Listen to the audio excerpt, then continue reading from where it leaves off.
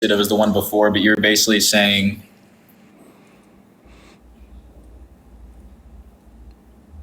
Oop, hello? Sage? You gotta be on the app. Oh, my fault? Okay. No, I was interested in when you were talking about like free will and stuff. So are you a determinist, or were you just like providing some? I don't see how God can select the timeline, knowing in advance what the timeline's going to be, and it be anything other than God determined what you would do.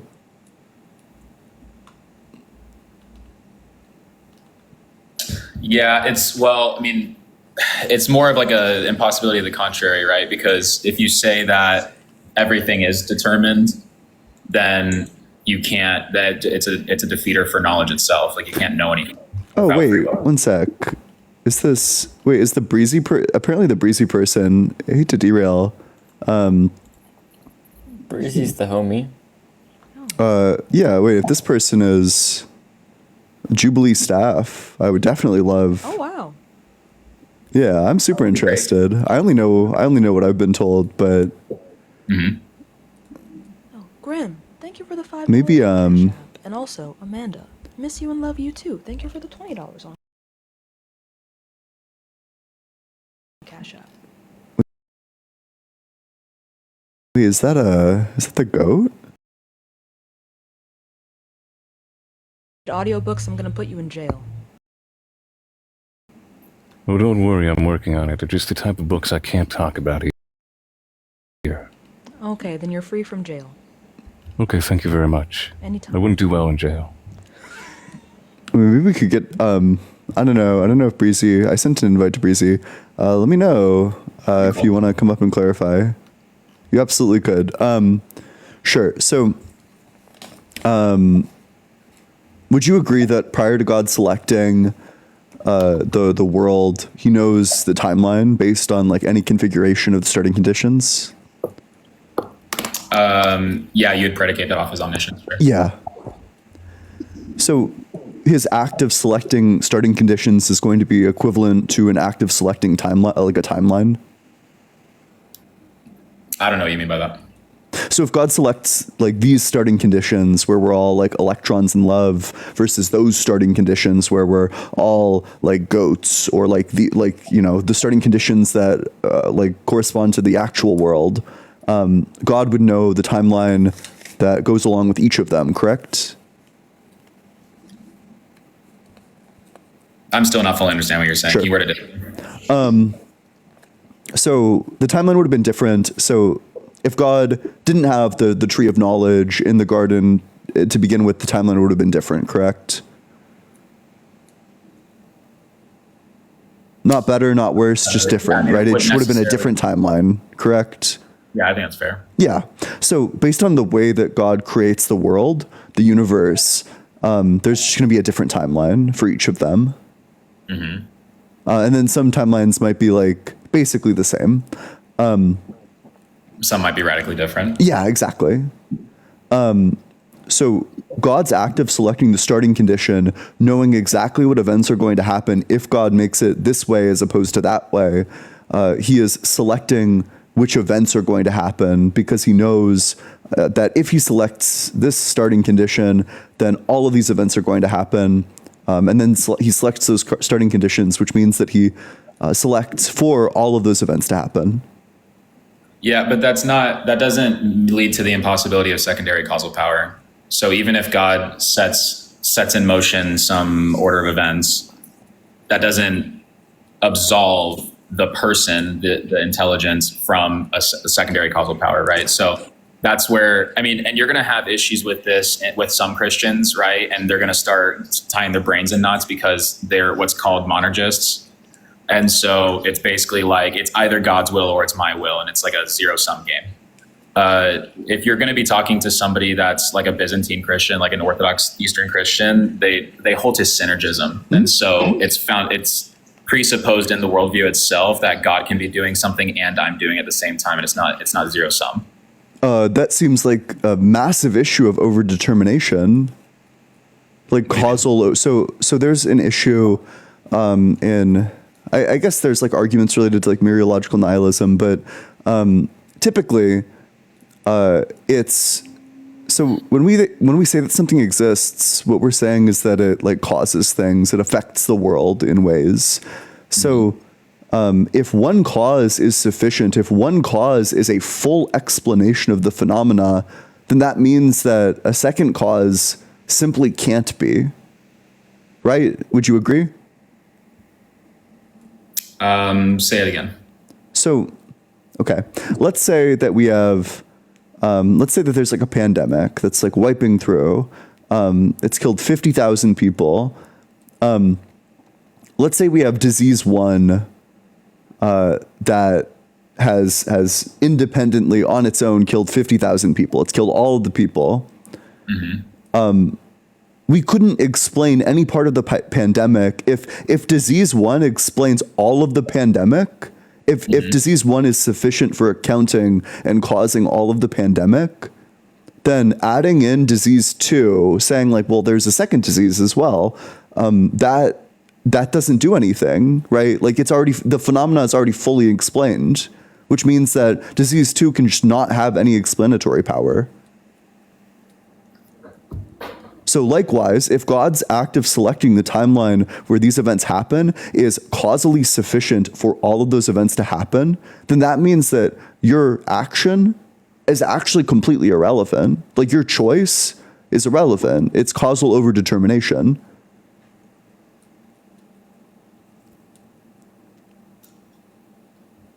I'm just not sure I'm fully following. I'm not like, I'll be the first to admit I'm not like, it takes me time. No, that's fine. It's better that you say that than like lie out of your ass.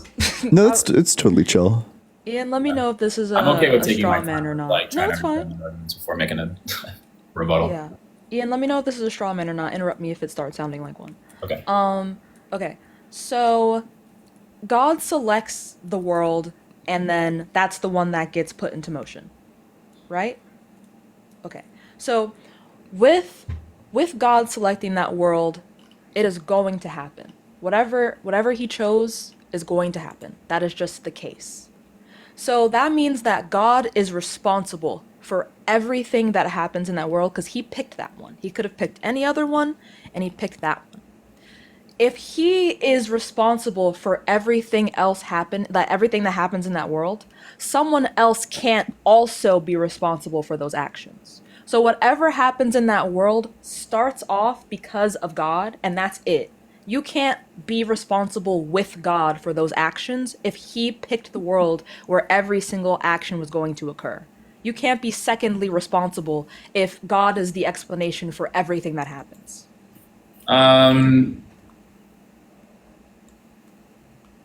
I don't think, yeah, so maybe this is going to be a really, really shaky analogy, but I suppose like if I, do a marshmallow experiment with my child and I set up the rules, right? They're in a room alone with a marshmallow and I say like, don't eat it. I'm going to come back later. And then they eat it anyways. I didn't make my kid eat the marshmallow. You see? So it's like that kid has a gnomic free will, right? It's like he can deliberately choose to do something. Wait, one sec. Let me go grab my notes. I have a specific definition of causal overdeterminism. Give me... Sage, would you be like familiar with Frankfurt cases? Because it seems like you may want to put a Frankfurt cases here. I'm not familiar with that now. A Frankfurt case is just to say like, let's say, just for example, you're going to go vote, and you're going to vote between X candidate and Y candidate, and no matter what you do, there's going to be some overseer that says you must, like no matter what he votes, I'm going to vote for the X candidate, right? But you rock up, and on your own free will, you actually vote for the X candidate. Even though you had no choice but to vote for the X candidate, you did it on your own volition, your own free will. Well, crucially, the idea might be that you do have a choice. It's just that you don't have the ability to do otherwise, right? Yep. So you just maintain your volition, even if the choice was just not there. It's trying to undermine this idea that free will requires what's called the principle of alternative possibilities, which is the idea that you could have done otherwise. W compatibilism. That's right. No, I think compatibilism is a fine solution. Also, apparently they brought like fucking William Lane Craig out of his like coffin to react to the Jubilee video. That's crazy. Actually. Anyways. That guy's like a 1000% heretic. So Oh, well, that's probably true, but I do think his theology just makes way more sense.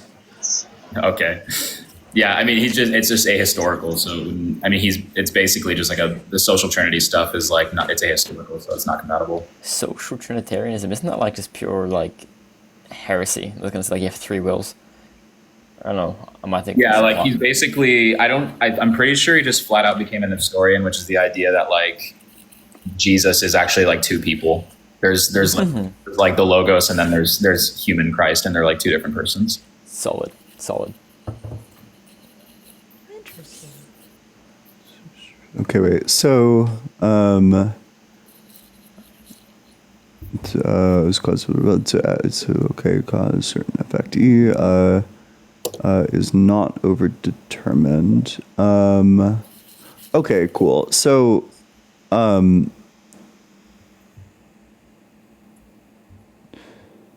sure. So, insofar as God picking the timeline where you make the action is sufficient for the action happening, you choosing the action is going to be causally irrelevant insofar as it's like destined based on God picking the world with the timeline where he knows that it's going to happen. It's already like fully causally accounted for.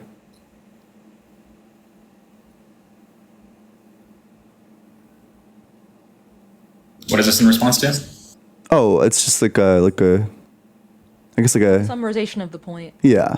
like honing it in a little bit tighter, if that makes sense. So we're making a You distinction. don't shut up. We're making a distinction between like which two concepts again? We're like just demonstrating that it's causally irrelevant. That your choice is going to be causally irrelevant. That the thing that determined what was going to happen was God's initial decision to pick this timeline.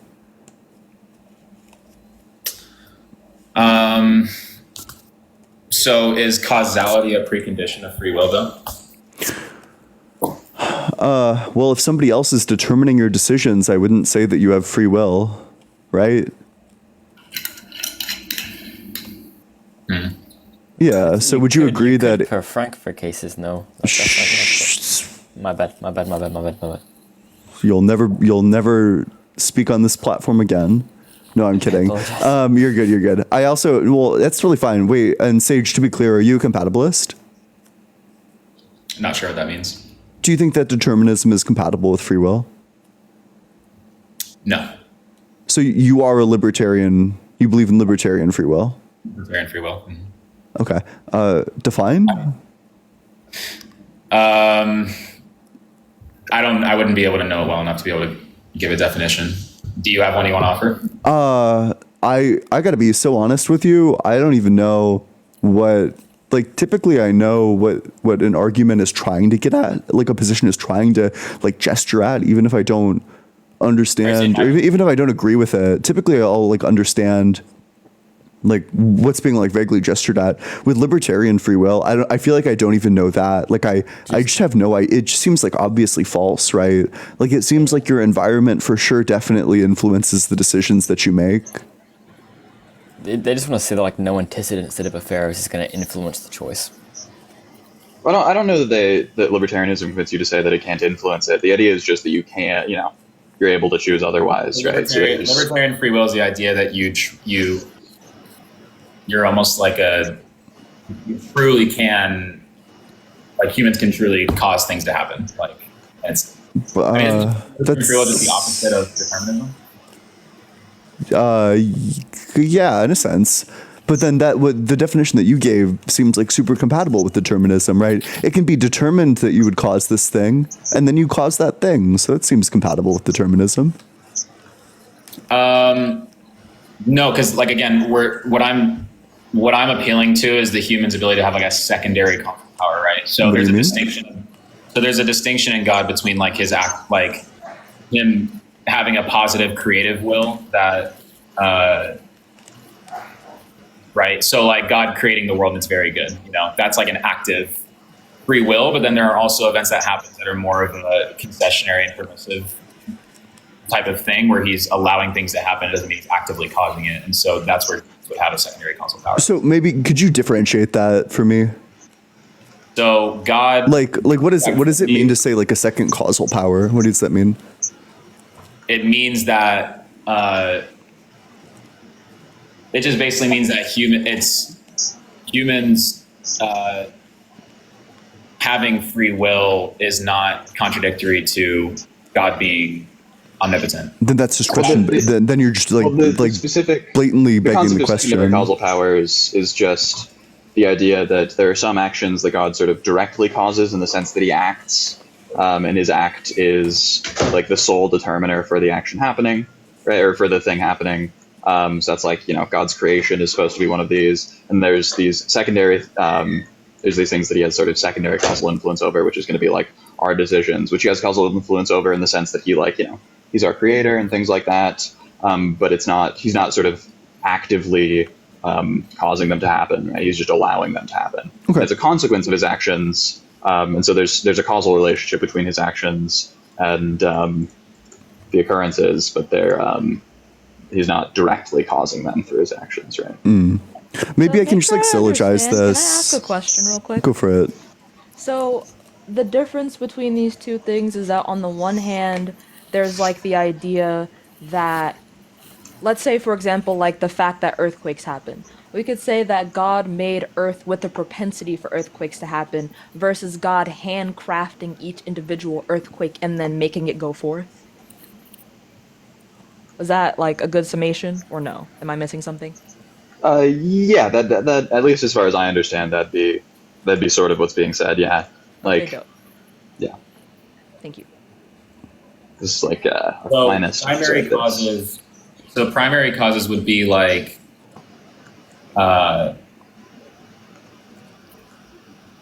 my fault, reading the text. Okay, so basically, a primary or first cause would be the act by which God calls every contingent reality from non-being into being and continually sustains it. The causality is uncreated. That's going to be an Eastern Christian view. Limitless and not one agent among others. Secondary causes are going to be created causes. And so those they don't rival God. They're enabled. They're enabled by him permissively, letting us go about our actions. And so we truly do stuff. It sounds like very akin to compatibilism, but like, doesn't this really circumvent like the modal argument that was presented before? Wait, so I'm actually going to formalize it. Humanity's like free will is preserved, and God bringing reality into existence is also true. That doesn't determine that humanity's choices. Yes, you're just going to say like the world is determined in a certain way, but the individual's volition is maintained. Sure, right? Yeah. Yes, you're a compatibilist. But wouldn't compatibilism? You would have to say that humans' actions are determined too. Yeah, you'd have to say like the individual couldn't have chosen otherwise in some like deterministic sense, because if God knows I chose X, I could have never chosen Y, but I had the volition, my own volition that chose X, and God knows that, and that's why the world was instantiated in such a manner that I chose X. But no, That's what I think compatibilism wants to get at. But God foreknowing our actions is not him. He's True. determining that. True, but it is going to say the world doesn't accommodate me choosing Y. Okay, wait. So do you take any issue with this? That if God picks premise one, if God picks the timeline where he knows X event is going to occur, then it's causally inevitable for X event to happen. Premise two, if event X is causally inevitable, then it's determined. And then premise three, if it's determined, then there's no free will. You might want to clarify no libertarian free will. Yeah. No compatibilist free will.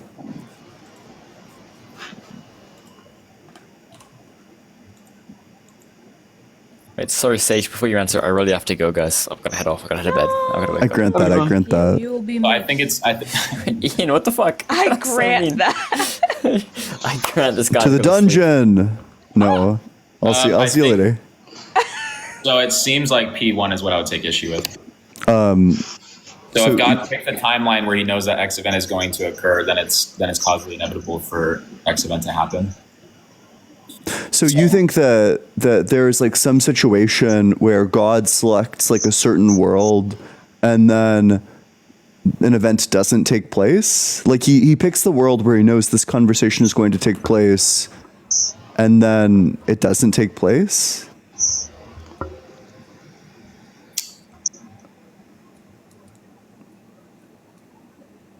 No, that's not what I'm saying. Well, that's just entailed by denying. I think- like denying premise one entails Well, that that's possible, What I right? think that maybe like the specific word I'm taking issue with is inevitability. I assume all that's meant there is just it couldn't have gone otherwise. It couldn't have been otherwise. right? Yeah, like it's not going to possible happen in for all it to be possible different. worlds. Yeah.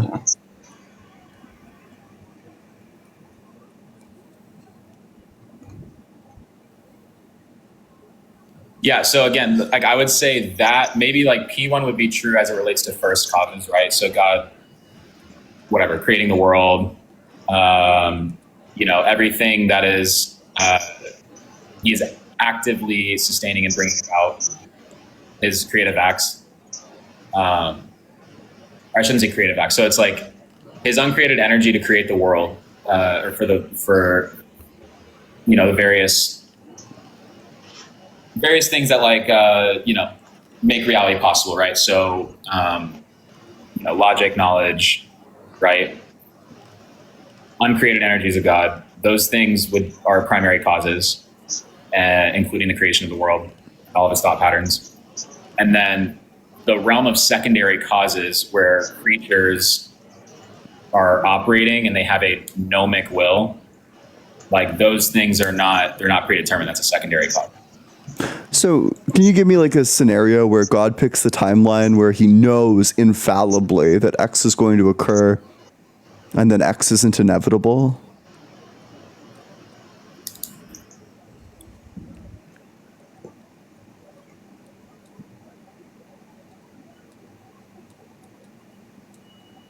I think what I'm primarily taking issue with is that the inevitability of a person to move their will to the not good, right? That doesn't make it determined. Okay? So, but premise. So it seems like then you're rejecting premise two, right? Yeah, maybe it would be. Okay.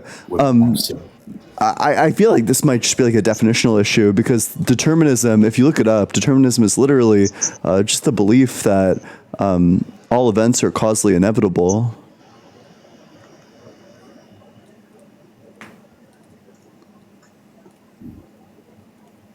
I mean, there's different ways of cashing it out, but Yeah, so I think that's probably what it is then, because I don't think that all events are causally inevitable. So then you take issue with one.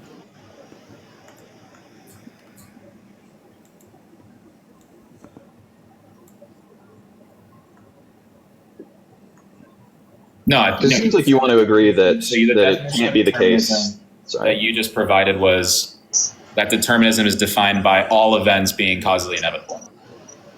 And I'm saying, no, not all events. There are some events that are primary causes of God that he wills, and then there are others that are secondary causes, right? And there's a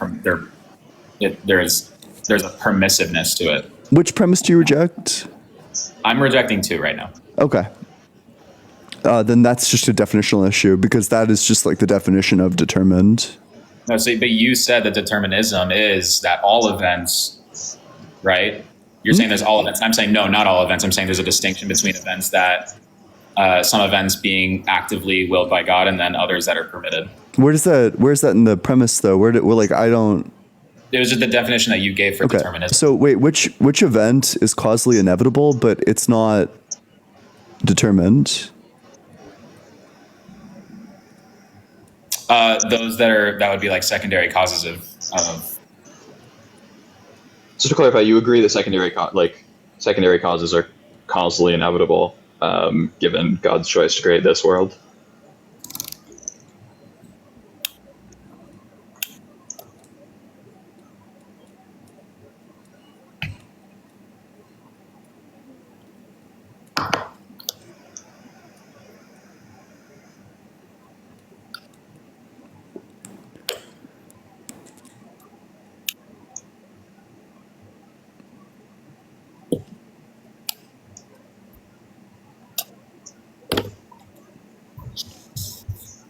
real red pill here is just compatibilism is true, by the way. Yeah.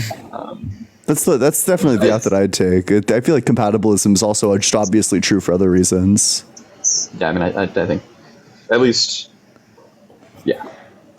Okay, so but then you can't. So then none of your beliefs are like actually. How could you say that your beliefs are justified if they were determined?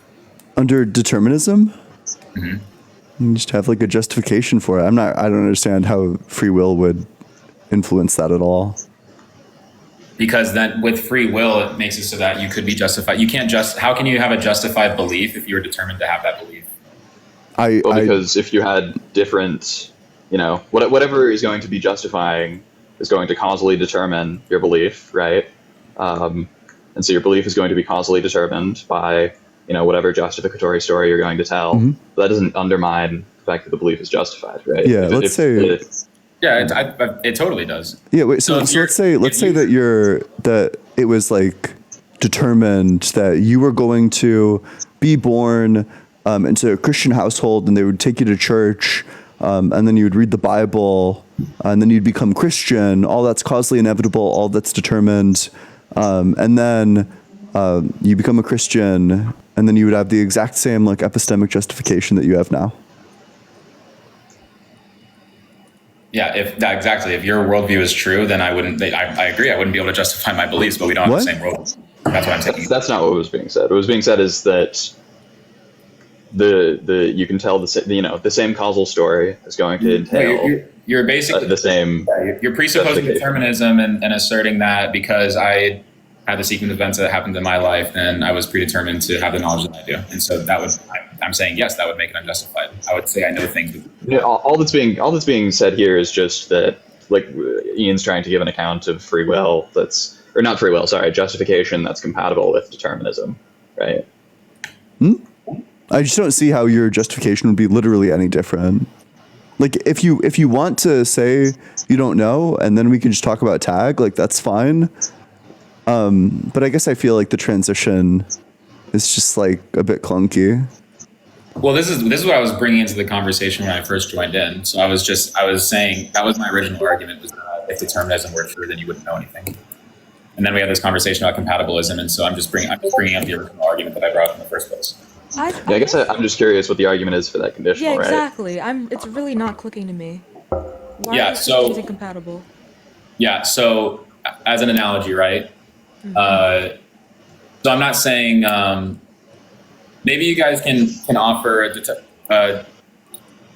like a view of determinism that's not. Whoa, Nated! Thanks so much for the $6 or the 666 TGIF. I appreciate that, Nated.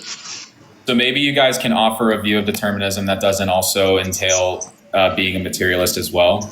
Well, yeah, for I just think that everything's causally inevitable, and then Right, also so- like souls exist or whatnot. I'm just saying to help Sam understand the argument, right? So for some people that are like materialists, right? So they believe that, everything is matter, right? So that entails hard determinism. Okay. So, basically the syllogism would go that, everything is like the effects of physics, right? Playing out. Right, if you're a materialist, that's what you'd but we're talking about your view. I thought, like, we're saying, like, in your view, like, you could be a determinist under your view. I'm explaining to Sam why I'm saying hard Determinism is Oh, undermines sure. knowledge. Yeah. Yeah. Yeah. So if you're a materialist, you say everything is the effects of physics, and they go, yeah.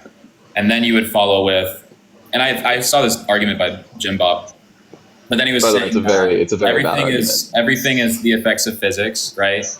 Okay. E2 would be that effects of physics don't have truth value, right? So the premise, a blade of grass is growing or a tornado destroys a house, right? There's no truth values to that, right? And then they're just effects of physics. They just are. It's not true or false necessarily. Okay. Yeah, I mean, materialists are Maybe, just sorry, reject. excuse me, not the premise, but like, removing the premise from it, like effects of physics happen, and there's no truth value to that. It's not true or false. It just happened. Yeah, I mean, the materialist is just going to reject that second premise, right? Like the materialist, and I don't think it's crazy to reject the second premise, right? Like, if we think that me writing a sentence on a piece of paper is an effect of physics, it seems not crazy to me to think that some sentences are true and other sentences are false, or some speech acts are true and some speech Yeah. acts are false, right? Right. Like if me saying like truth exists, if that's just like chemicals in my That's brain, Yeah. it seems So like it can be both chemicals in my brain and also true. Yeah.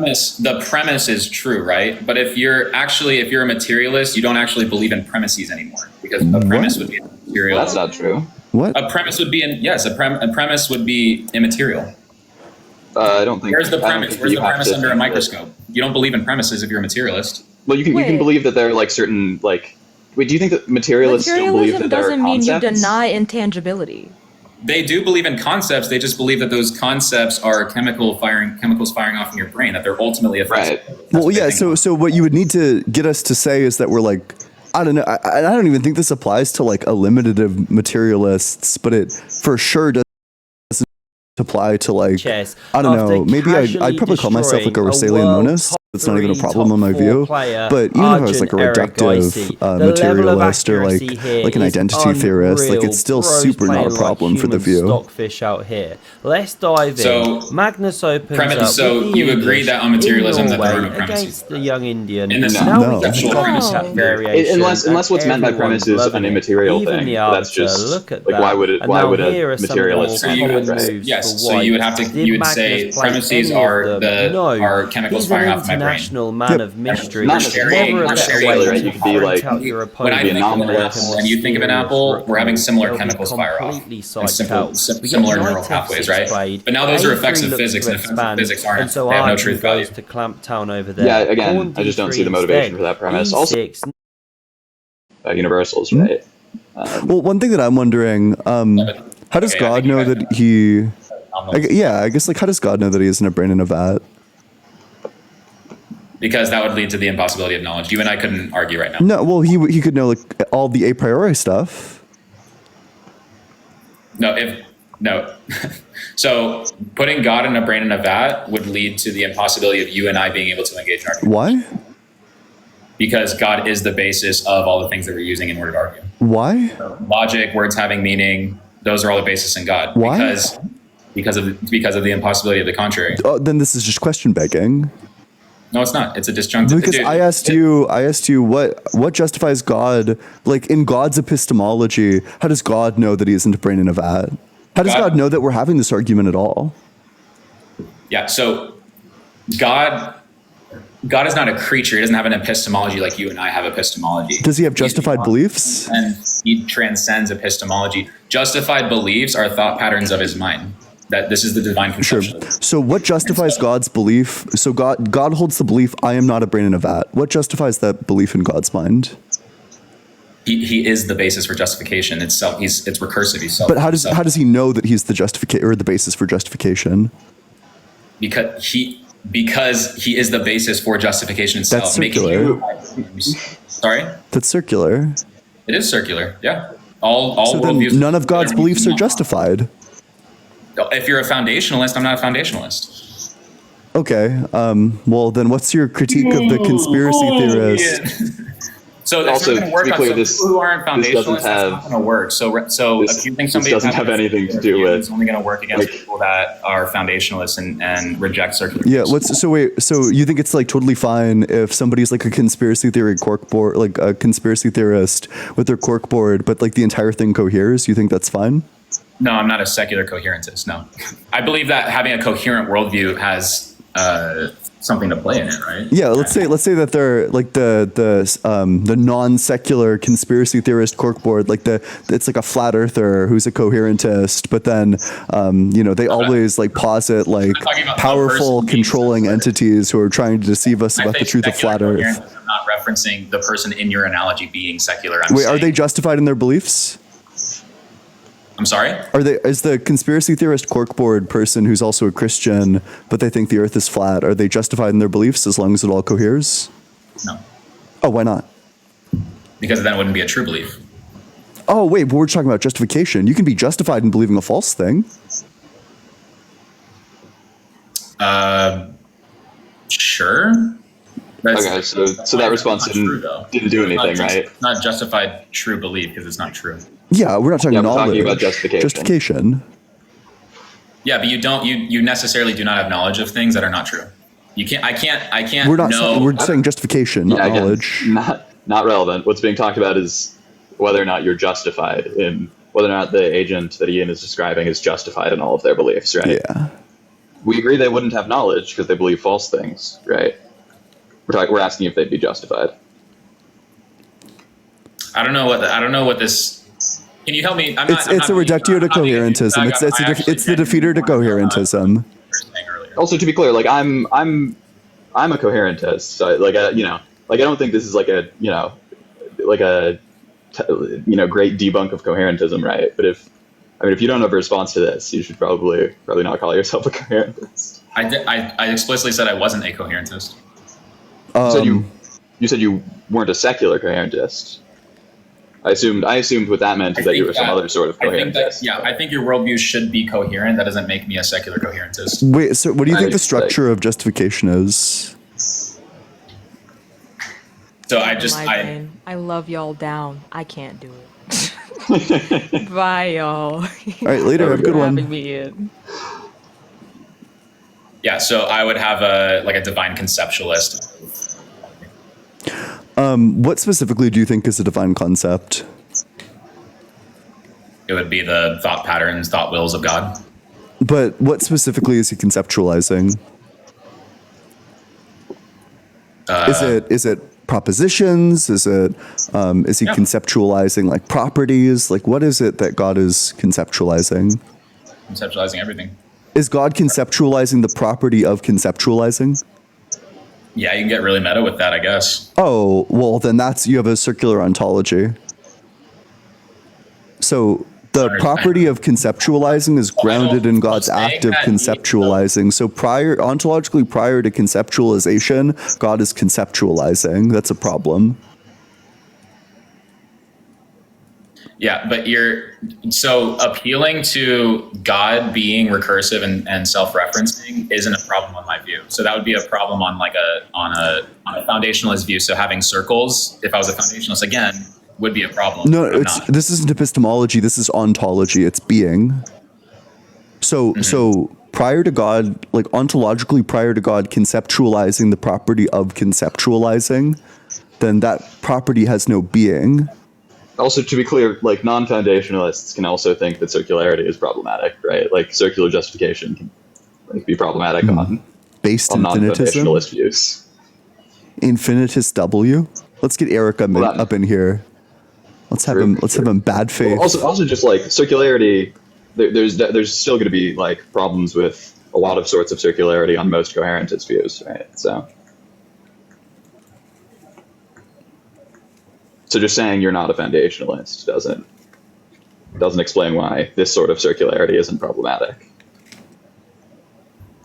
Yeah, no. So there are, so let me be clear. I believe that there are vicious circles, right? Like I think you can have a circle that is not indicating that you're exercising a lot of intellectual virtue, right? So I think that like brute fact empiricists have a vicious circle. So I believe in bad circles, but just saying that I believe in a circle is not a defeater, right? Because I would just say, yeah, it is a circle. It's just not a vicious one. Wait, so what if I said that I'm like a brute empiricist, but I say like the belief that my eyes function is grounded in X, and X is grounded in Y, and Y is grounded in the belief that my eyes function? Would that be chill? Depends on what you put for X and Y, right? So if you eventually Just some set of observations, right? Yeah, so the only thing that you could put as the ultimate grounding for your senses mapping to reality would be God. That's the argument. What's the argument for that? That is the argument. When you reject that, you don't have a coherent account for... Do you think an argument can be a single premise? No, it's two premises. This guy clearly doesn't know about the modal ontological argument. Premise one, possibly God. Conclusion, God. True. Well, an argument can actually. Ian, obviously I don't feel like you fully understand the transcendental argument, but I think you know it enough to know that I'm not saying that God exists, and the argument for that is that God exists. Well, so the problem, I know the transcendental argument well enough to know that I don't think there's anything there other than running like defeaters on other views. That's definitely true. No, so that no, the Oh, Apollo, you're like super quiet. Yeah, I just don't want to like interrupt the conversation, but like I can even take your side. Yeah. It's also like, wait, your microphone is like, You're squeaking, yeah. it's like real bad. Yeah. so I think Alvin and the Chipmunks planting guy. That's crazy. Banger. So I think that I was actually thinking about this the other day, and I was thinking about how like a lot of times people feel like tag is just defeating other arguments. That's only the first half of the argument, and a lot of I will admit that a lot of times the argument doesn't escape the ground level, because why would you, right? If you're engaging in a debate and right, people are not conceding to their worldview being defeated, then why would you leave that point? Like, why would you start making a positive case for whatever tag you're running? And so that's why a lot of people feel like it's just defeating other worldviews, and it's because the conversation never escapes that place. There's never a concession. I mean, sometimes there is, and when there is, and when people are genuinely interested in truth, I mean, then you can make the positive case for God. Oh. I thought tag was the positive case for God.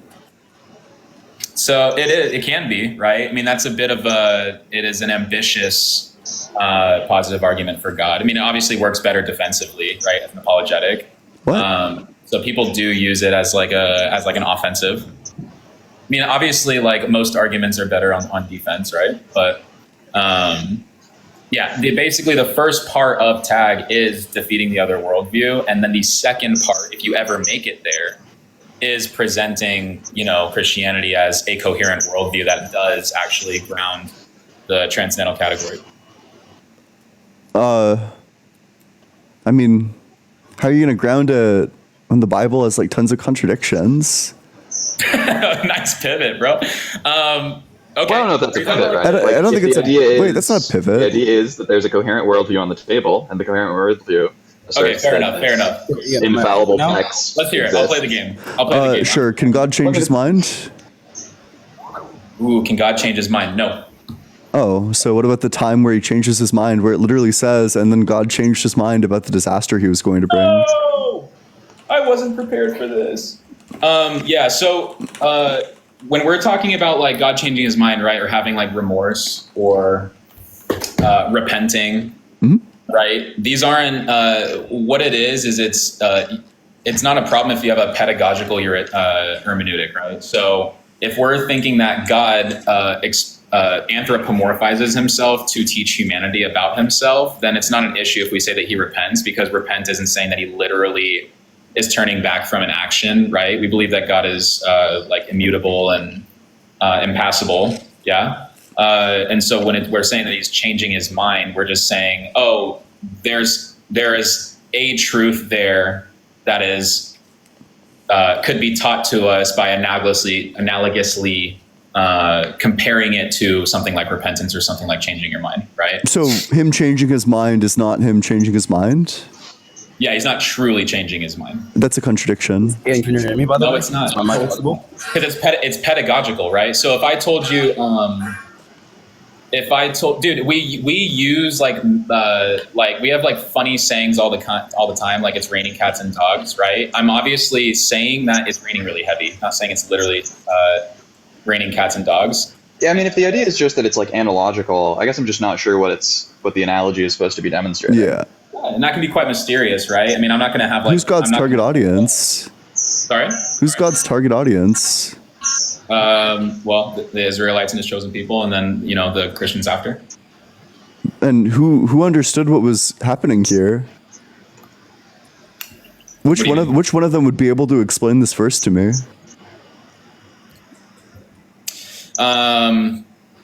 Well, like the ultimate, right?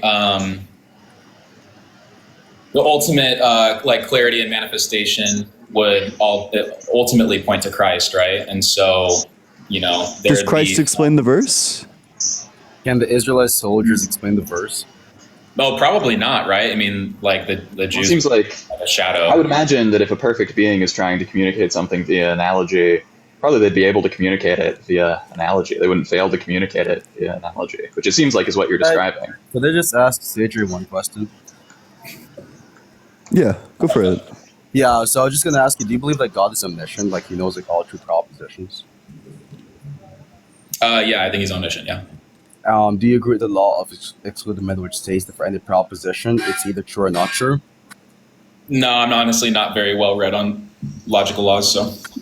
But sure. So, yeah. So the proposition God believes that the sentence is false, right? Do you know the omniscience paradox, the Grimm's omniscience paradox? Say it again. You said that a little bit too So fast. you have the Grimm's omniscience paradox just demonstrates a contradiction in omniscience. I don't believe in this, but I'm a theist, but I'm just going to run this on you. The how it runs is just like you have a sentence says God believes that the sentence is false, right? So if it is true that God believes that the sentence is false, then God believes that God believes that the sentence is false, and so God has a false belief. And if it is not the case that God believes that the sentence is false, then God does not believe that God believes that the sentence is false. Therefore, there is a true belief that God does not believe in. And so it would be the case that you have on both horns of the dichotomy a negation of omniscience. Okay, cool. So I don't know. I don't know. I don't see the point of like arguing for things you don't believe in. Like I don't know. It's just funny. well, I'll run Well- I have run the Well, argument. I mean, I'll actually run a doesn't matter better. if I'll I'm run the only- improved. I'll run the improved version of the argument. Does God have the power to win the game? What game? The game where you try not to think about the game. Does he have the power to win that?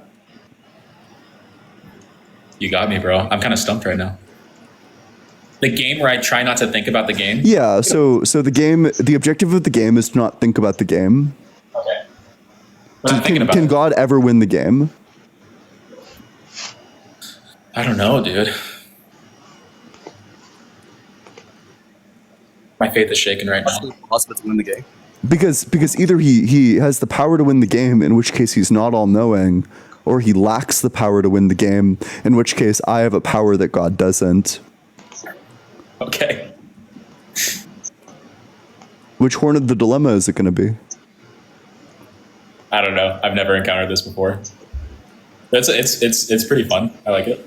Okay. Adrian, the response to this is that it is not the case that a being having the power which God does not have is a contradiction to his omnipotence. Yeah, the idea would just be that it's logically impossible for There are just certain God. powers which, if you possess those powers, you would necessarily not be omnipotent. And so, Yeah. God Wait, does so not possess those powers this is to really serve his interesting. So are you a omnipotence. theist that doesn't ascribe to omniscience or I omnipotence? believe that God is omniscient. There are multiple responses to that paradox.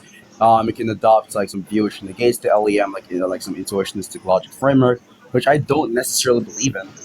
The other one is just negated in a proposition. So it is not the case that the sentence God believes that the sentence is false is propositional, because it is not the case that falsehood and truth is going to be the types of things which are linguistic predicates for it to actually satisfy the conditions for a proposition.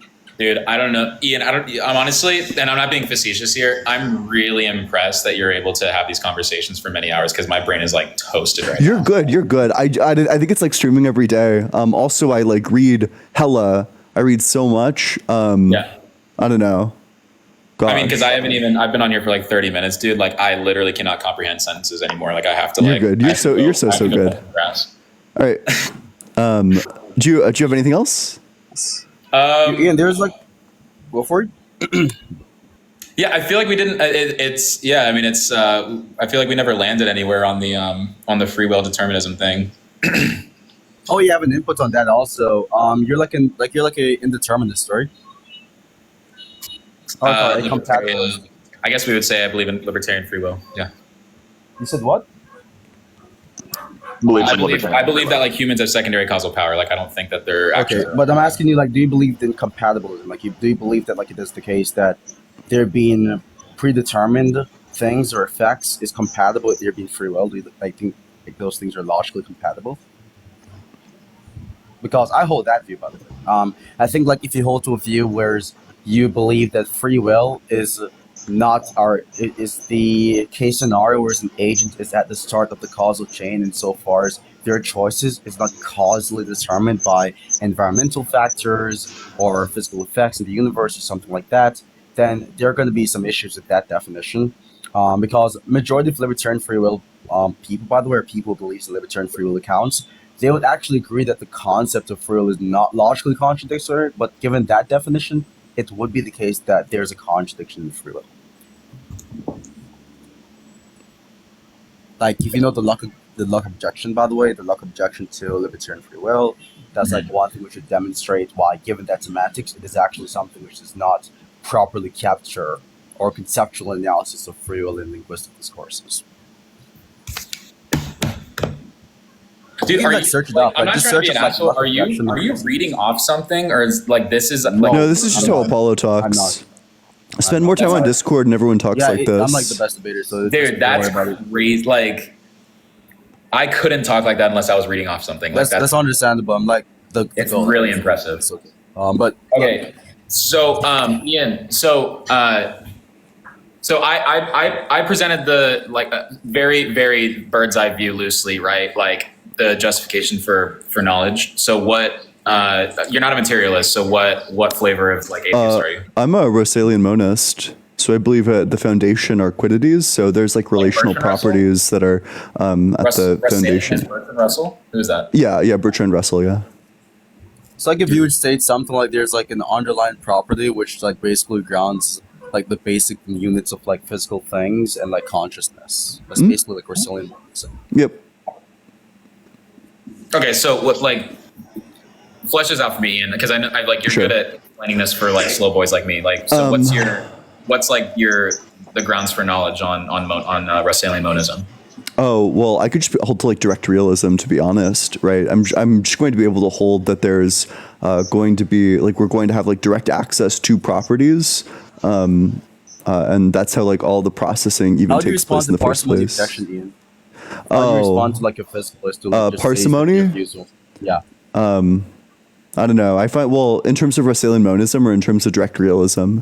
In terms of Russellian monism, because you'd have to be postulating physical objects, consciousness plus another property. Oh, which it's all one grounds- object.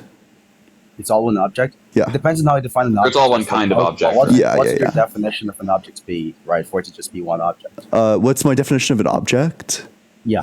I don't think I have one. I don't know. I haven't read up on like.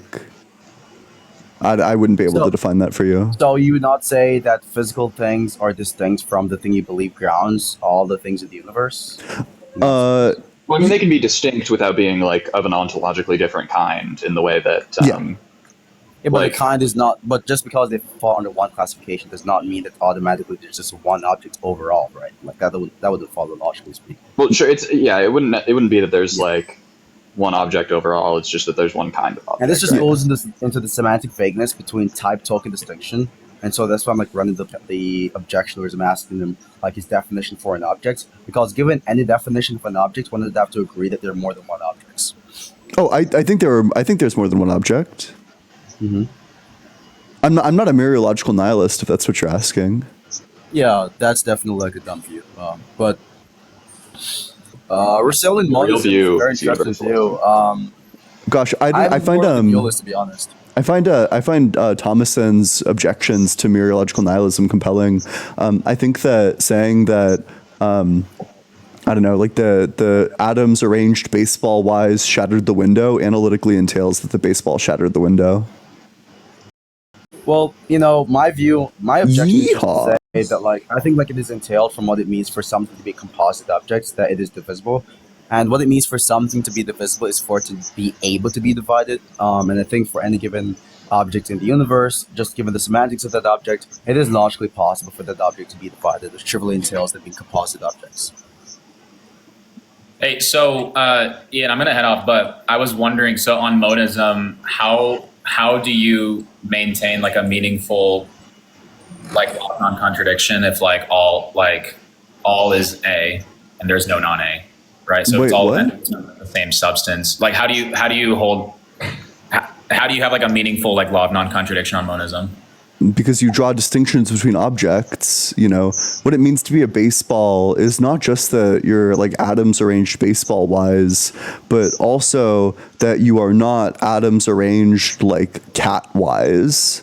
So when you draw out like a concept, you're also including in that like some negative components. You're saying like, this is a baseball, and it's not like a cat or like a dog or a chair or like any of these other things. So the way you're capable of making distinctions is just by conceptualizing it.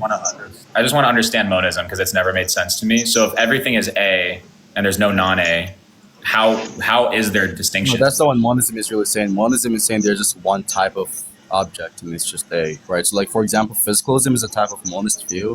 It's a substance monist view. An idealist framework is also another type of substance monist view. And in both of these monistic ontologies, it is not the case that they're claiming that there's one object that exists, but they're claiming there's only one type of object, which is sufficient for something to be a monistic ontology. Dude, I'm telling you, like, way over my head, man. You got to. So it's I'm not saying that there's only one object. I'm saying that there's only one type of object. There's only quiddities. That's all there is. And it encompasses like the mental stuff and the physical stuff. That's all there is. What's your definition of quiddities, by the way? I thought that it was just like a property that can be distinguished qualitatively. Like the distance of something? Yeah. I remember someone, I'm not sure if it's Detroit or something, who believes in, or don't believe that those things exist. Speaking of Detroit, I was DMing you, I was telling that this argument is terrible against the LEM. I talked to him about it. Yeah, Ian, wait, We can talk about this some other help me time. out. You'll So have everything is the same type of thing, but what is the distinctions? So, for example, maybe it's easier to think about this because I actually think that adding the quiddities in is easier once you understand like what physicalism is, and then Russellian monism just allows you to account for like qualia. But like in physicalism, right? You know, you have everything's atoms, but you can still draw distinctions between atoms, right? You know, the chair is made of atoms. The water bottle is made of atoms. The water bottle is not the chair. Okay. So then what are the immaterial things though? Because they're like, how would you even have immaterial things mapped onto physical things on that?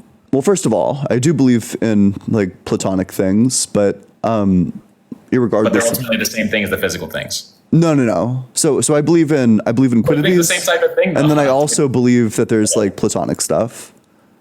But they're all the same type of thing though, ultimately. No. So then that's how is that monism if there are distinctions in types of things? I thought you just said everything's the same. So in terms of like all the stuff that exists in like the reality around us, all the accessible stuff, this stuff is going to be quiddities. So the mental is going to be identical to the physical. Like at the base, there's going to be properties that are only distinguishable like via qualia. But I'm also going to believe that there's like abstract objects that exist. Can you define qualia? Like the what it's like to be of something. Subjective experiences like pain, all that stuff, redness. Could you just replace that with the ontology of the thing? Or would you say I don't think so, right? Like I need help here. So the I think that I know qualia the is going confusion. to be It's understandable.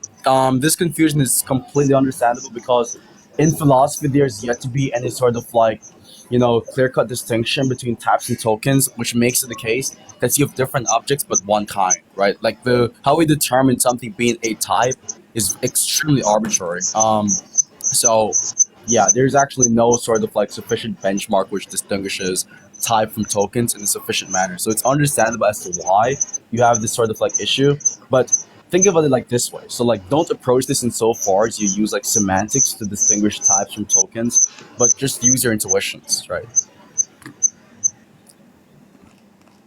So for example, I have the intuition that a physical thing is one type in and of itself, even if it is the case that we have different physical things. So there are different physical things, but all of those things are just one type. Okay, so you're presupposing it. You're based on your intuition. Well, wait, hold on. You asked for like We the cannot ontology. semantically account for it given I'm the just incompleteness really of trying to language. understand. I'm not trying to be a douchebag. Yeah, that's fine. I'm saying that like given the incompleteness of language, it is the case that we cannot, you know, give a sufficient semantics for certain terminologies, right?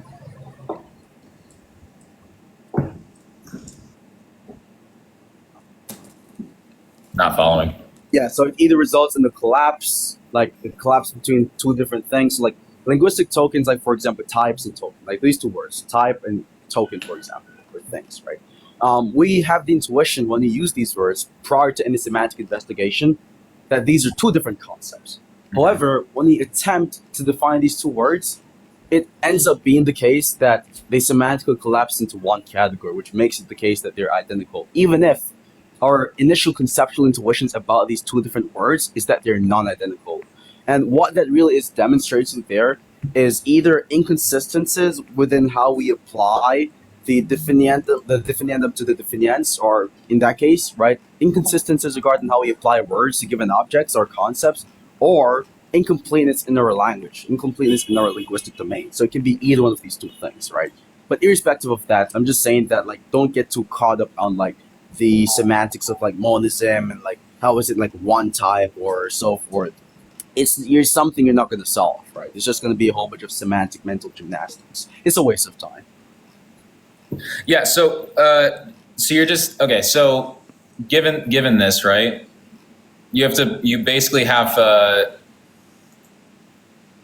Let me try to present this one more time, Ian. All right. Yeah, that's fine. So there's a lot of things in this even conversation that we're presupposing.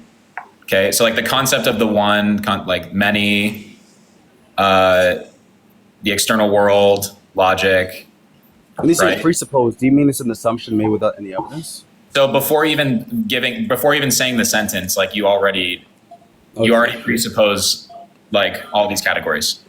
So if I say everything is one, like you're assuming universals, you're assuming unity. The concept of unity, right? I'm assuming if I'm communicating to you, I'm assuming that my words have meaning and that categories. we're mapping onto the same concepts in both of our minds, right? But we have the same I can mind. give you proofs for the existence of like something and then like multiple things if you'd like. You can. I'm saying, but by giving the proof, you have to presuppose a number of concepts, right? I'm not. I think he's talking about proof insofar as active justification. So before we even think of the justification, even if the justification is present in our subconscious mind, it is the case that these things would make it presuppositions. Right. But before maybe. arguing. So I'm saying before arguing, before giving the argument for why there's distinctions, why there's one and many, you're presupposing a number of things. Yeah, right? it's kind of like goes into Jungian psychology, right? So you have, Maybe. like two aspects of the mind clearly, or something like that. Although I'm not entirely sure I understand what you're saying, but like continue. So I'm saying that before you can even begin arguing, you have to presuppose a number of things, and That's you can claim. pick out I'm just not entirely sure what that. Like in a sense I it is. What agree. he's I don't saying know is if what there's you're saying is certain things- like trivial or like nonsense, because there's No, like a it's not. trivial sense of what you're saying, I and haven't made then the there's point like yet. a nonsensical just making sense. sure we're on the same page, because Sure. some people would even dispute that. I'm just making sure we're on the same page, right? Mm-hmm. And so, right, like you could, if you have an autonomous epistemology, right? So if my epistemology is ultimately grounded in myself and not in a transcendent being, then I have this bootstrapping problem where I have to presuppose a bunch of stuff without it being justified in order to start making the arguments for justifying them. That's not But true. you have no problem with circular justifications. God has a viciously circular justification for all of his beliefs. Because I don't have your view. That's the point. But wait, so then vicious circularity is fine. It's just about epistemology. No. But you're just asserting that the God thing is a vicious circular. Oh, I'm wait, saying- so then we could go back to the question that I thought was viciously circular. So how does God know that he is the foundation of justification? Okay, so hold on, because this is what I'm saying. You're presenting the argument and you're presupposing a bunch of things in order to even start making the argument. And you have a bootstrapping problem because you're basically saying That didn't answer the question. you cannot justify the first order claim. That right? didn't answer the question. The question was, how does God because- know that he is No, well, the now- foundation hold on, of all this whole- justification? Yeah, this whole thing now it's a tu quoque because we didn't even address what I was just saying. Wait, Like, because, are you okay with vicious circles or no? No, vicious circles. Okay, are wrong. then how does God? What's God's justification for believing that He's the foundation of justification?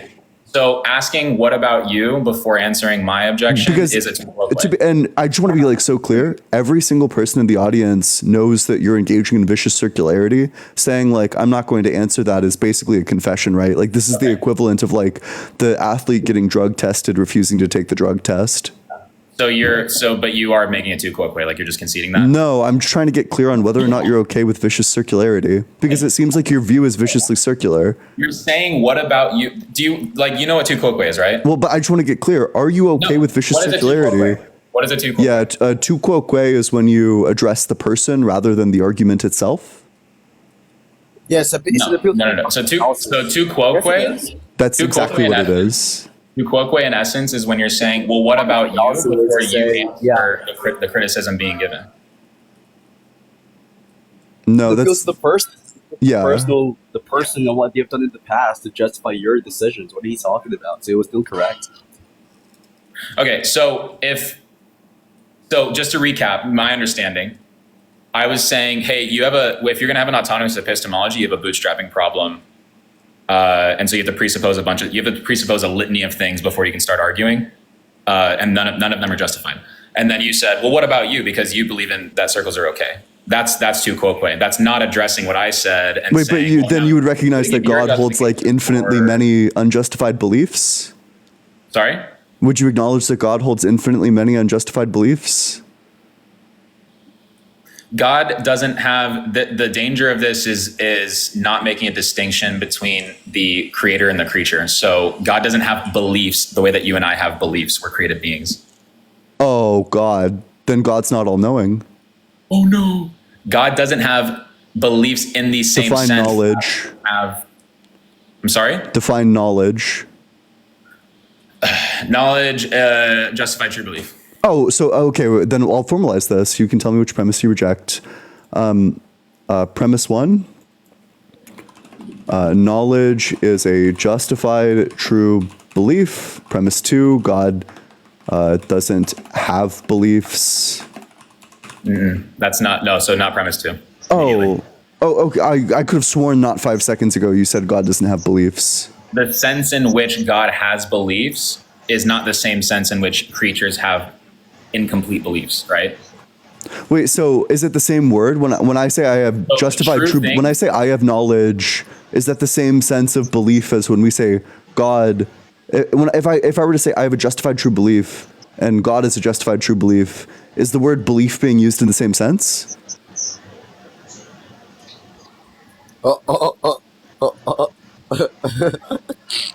I'm not exactly sure what you're saying. Wait, Sage, how is it the case that God has a multiplicity of beliefs if God is on cost?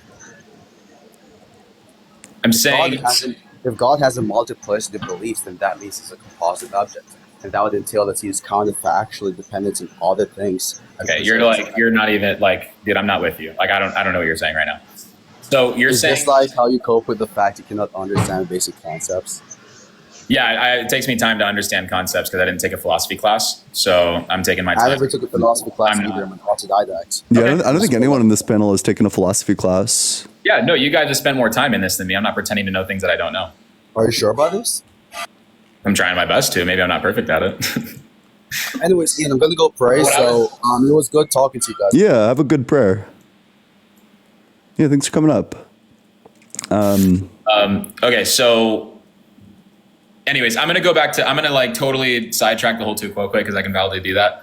What I was saying is that there's a litany of presuppositions that you have to bring into before you can start arguing, and none of them are justified. And when you start justifying them, then you necessarily have to use these unjustified beliefs to justify them, right? Well, wait. So let's do like a basic belief. So truth exists. If truth didn't exist, then it would be true that truth doesn't exist.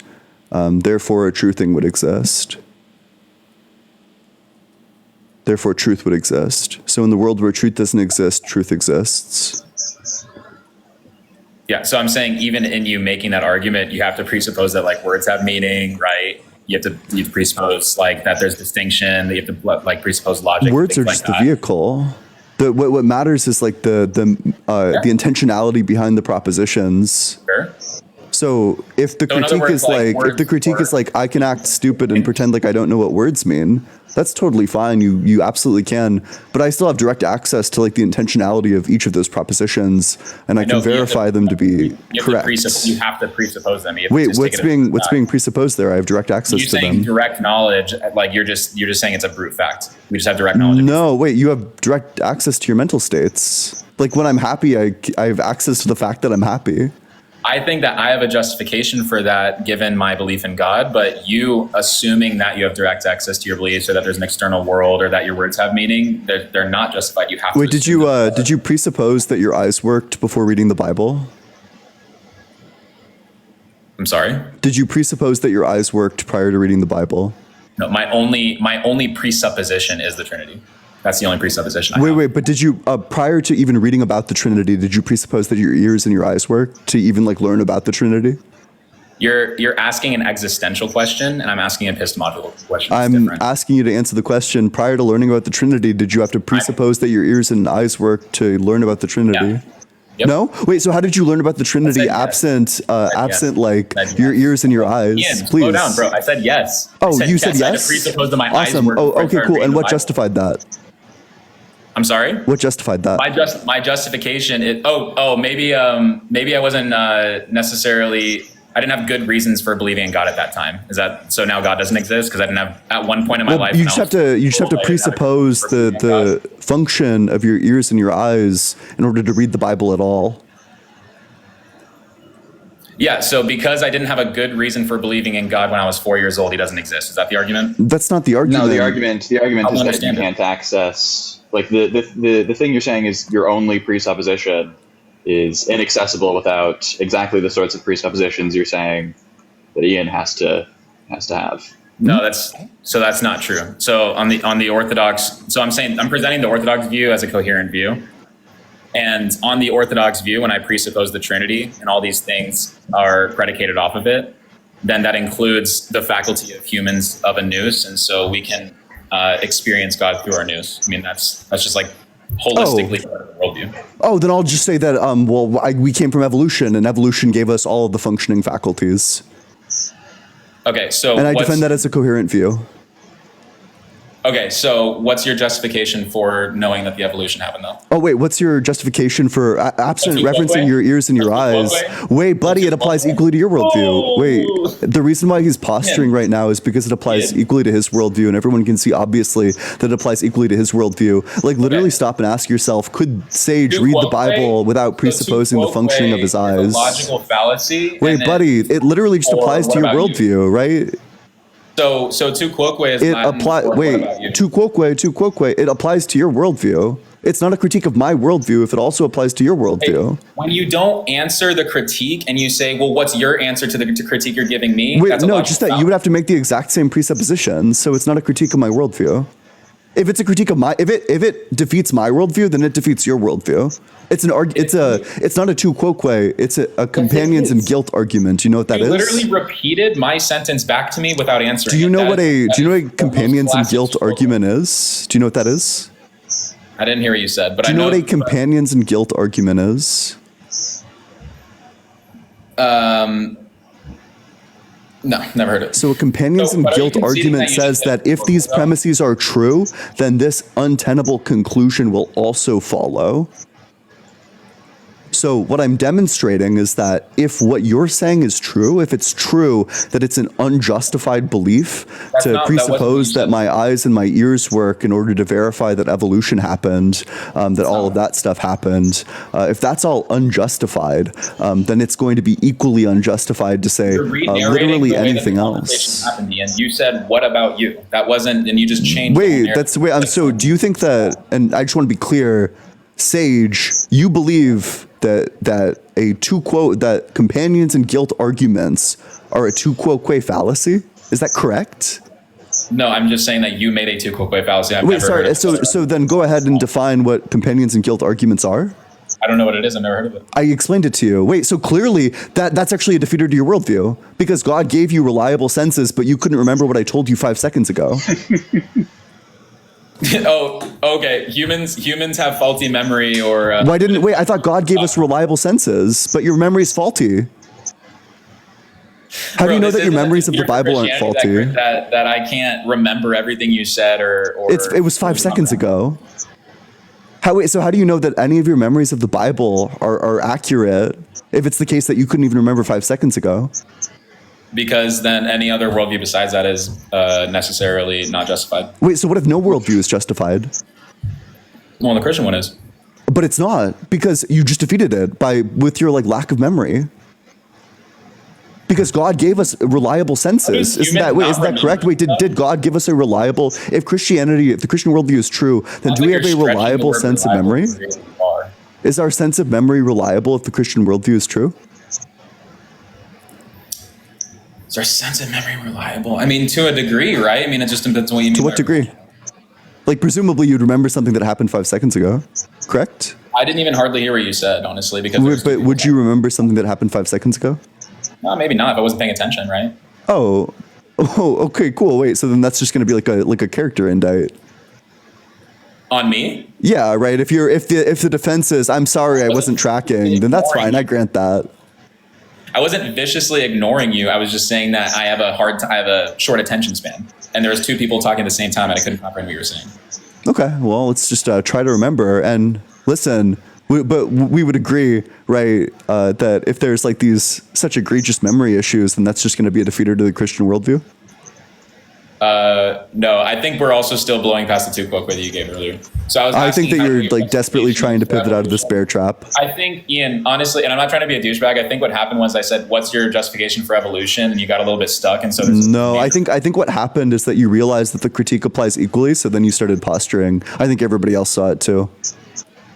The critique, how does the because you need to presuppose your eyes and ears to read the Bible, just like I need to presuppose my eyes and ears to verify evolution. It applies in both worldviews. It's not a critique.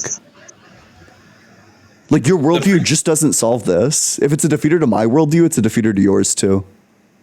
I'm not saying, Ian, I'm not saying that your worldview is wrong because you presuppose stuff. That's not the argument. Oh, sure. Then I verify evolution by presupposing my eyes and my ears. Okay, it's just arbitrary. Sure, you need to make the same arbitrary presupposition, so it's fine. Your worldview doesn't have more explanatory power than mine. That's all right. Okay, 100% it does. Wait. So evolution just grants us all the senses. Do you grant that? You have to take a litany of things as brute fact, and none of them are justified. Like what? I just gave you a pretty good list to start working off of. Sure. Wait. Let's write them down. What are they? Hello? Pull up the notepad. Now I have the paper right in front of me. Oh, I thought you were going to start typing them out. Yeah, go for it. Okay. Laws of logic. You never mentioned that. Wait, so this is actually, you said that you already gave these things, but you never mentioned the laws of logic. That's a defeater to your worldview. I actually did. Wait, you just had another false memory. No, okay, That's well, this brutal. is recorded, right? So everyone can rewind and see that I did mention the laws of logic as a true category. Okay. So laws of logic, knowledge. Wait. If you didn't, would you agree that Christianity is false? I don't think that my mistakes and lapses in memory proves God wrong, no. Wait, but didn't God give you a reliable sense of memory? Yeah, that doesn't. You're presupposing like a very funny idea of what reliable means. You don't even remember what you said throughout the conversation. You said that you said laws of logic, but God gave us a reliable sense of memory, then we would expect you to remember it correctly. I just don't define reliability to mean that I always remember everything that's always said, and I always. No, just like basic things, right? Like the first thing, if you said like, how do you account for all these things that I already said, and the first thing out of your mouth is a thing that you didn't say? That's pretty strange, right? Don't you record these and put these on YouTube? Yeah. I will literally, if you agree that you not saying it is a defeater to the Christian worldview, I will literally sit back and I will watch the entire conversation with you. Okay, both things are false because I did mention laws of logic, and even if I had a lapse in memory, that doesn't prove God wrong. But didn't God give you a reliable sense of memory? Sure, it just depends on how you define it. Yeah. Wait, so do you agree that this is evidence against you having? Wait. Do you agree that this is evidence against you having reliable faculties? It just depends on how you define reliability. Defining it in the way that I assume what you mean is just like broadly correct or something like that. Not infallible, but largely correct. I mean, again, like we're gonna have to come up with like an arbitrary what largely means. Like, is that most? Sure. Of I mean, I think there's going to be 51% of the vagueness. time. Is that 30%? I mean, of the there can time? be vagueness, and we can still say that, the vagueness isn't an issue for whether I or think not. there is a degree. I think there's a degree to which my senses are reliable. I don't know what degree that is. And do you agree that if your senses are reliable, all else equal, for any given instance, we would assume that you're going to be able to recall basic facts about a conversation? I mean, maybe not, right? I mean, it depends if I'm tired or if I'm like inebriated or. I would probably say in those instances that your memory isn't reliable. Okay. So is your memory reliable? I mean, you don't seem to think so. If your worldview is true, is your memory reliable? It's reliable to a degree. What degree? And the degree that gives the room for me to not have like a perfect attention span. Oh, sure. So just like whatever amount that you remember, it's just like going to be compatible with that? Yeah. That's ad hoc. That's brute. That's an unjustifiable, arbitrary assumption. Yeah. No. Well, but my arbitrary assumption is the Trinity, and so No. Your arbitrary assumption is that God would give you like exactly the amount of memory that He gave you. Yeah. So you have two arbitrary assumptions. Mm-hmm. Okay. Cool. Well, let's just keep. I'll keep track. Sure. So we have the laws of logic, and then what's next? Knowledge, I believe, was what was said. Yeah. Knowledge. Words having meaning. Universals. What's the argument against nominalism, by the way? I'm not super prepared for that. There's this Dr. Fazer wrote a really good chapter on this, though, that I want to keep reading. I think probably before you say things like it's impossible to ground something, you should probably be familiar with like one of the most basic views about the thing. Yeah, I suppose. Okay, so we'll just we'll say universals were nominalists. You have no wait. So is it possible that nominalism is true? No, I mean my view is that it's not possible. Oh, and what would be the contradiction? I don't know every single worldview. Then what's the justification for saying that it's not possible? I don't have to know every single worldview in order to hold to the Christian worldview. Is it a justified belief to say that nominalism is impossible? Because the disjunctive, look, so the disjunctive encapsulates all other worldviews.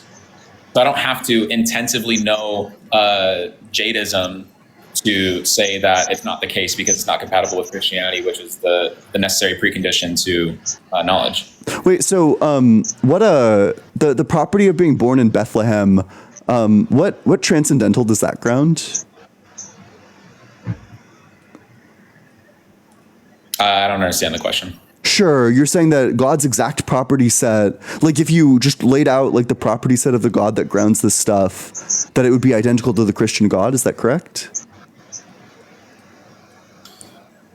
The properties of God are identical to God.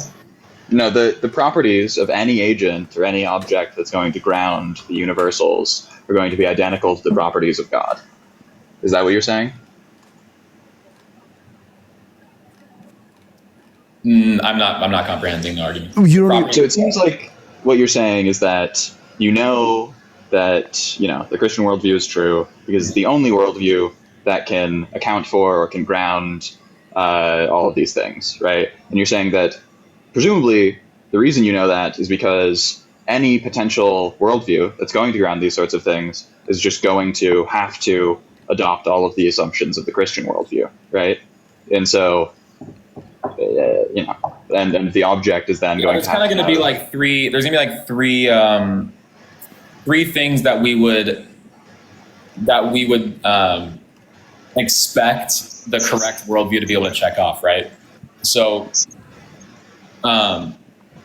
it would have explanatory power, right? Like the correct worldview is going to be able to explain what the hell is going on, and like how are words have meaning, and all the stuff that we're attempting to answer with philosophy, right? We would expect the correct worldview to be able to do that. We'd also have. I think a lot of this is unclear. My fault. I got a phone call. You'd expect the correct worldview to have justificatory force. You'd expect it to be able to justify all the things that we're presupposing when we're engaging in argumentation. And you would also expect it to